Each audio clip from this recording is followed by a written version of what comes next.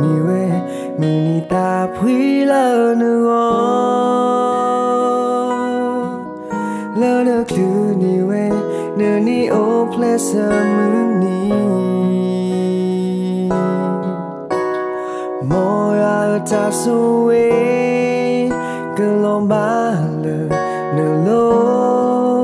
miya tasuwe no khitu kepanuo tuni imiwe munita pwila nuo lana kuniwe nani o plesa muni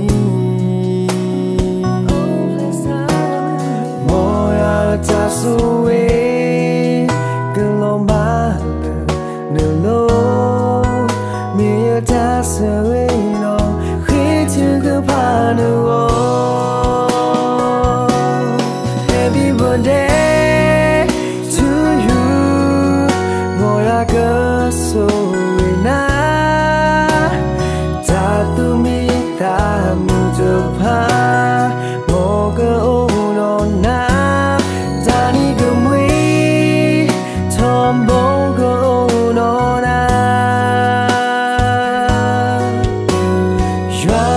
Sakuma buena tamula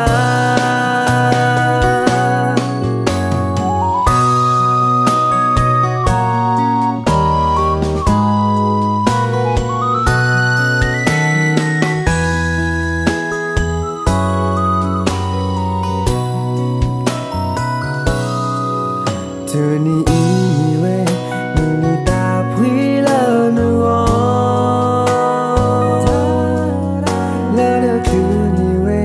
nani o plesa muni moya tasuwe kelombala nulo miya tasuwe no khitu kepanuo happy birthday to you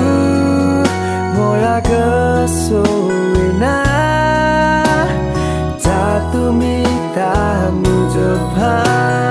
moga onona tani gemui tombongo onona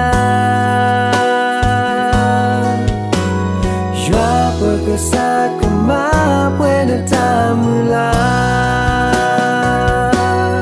happy birthday to you